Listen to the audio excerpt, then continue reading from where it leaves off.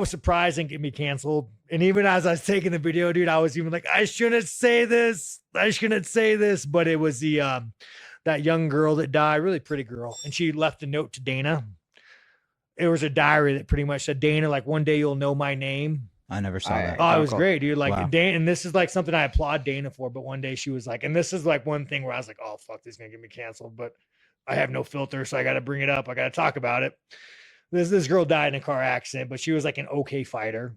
She was like an so fighter. She was, whatever. Probably would have never been signed to UFC, but she's kind of hot. So maybe she could have got signed that way. But she wrote in a diary that Dana White will know my name. And Dana White read it or got past him. And Dana White's like, man, I know your name, posted a picture of her. Like, it was actually like a pretty beautiful moment. But me, who just talks about hypocrisy, I can't help myself.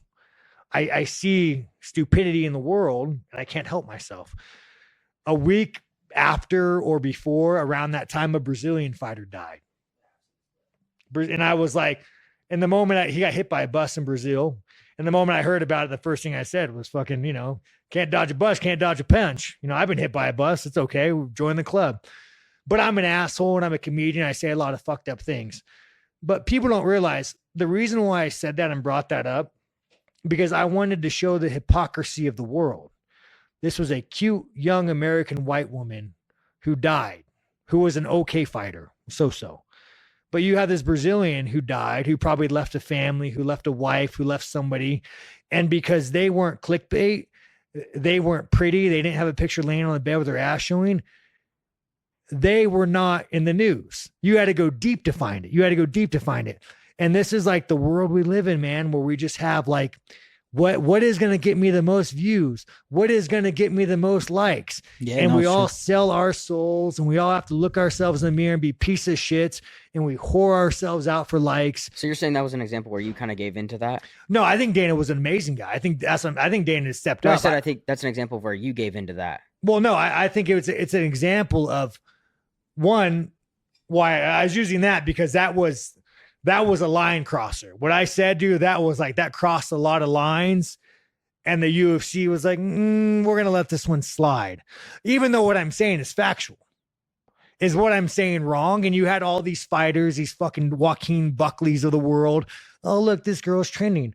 I'm going to go post a picture of her and get likes. And I'm like, you guys are all a bunch of fucking sellout fucking. Look at you fucking losers, you backbone little fucking whores.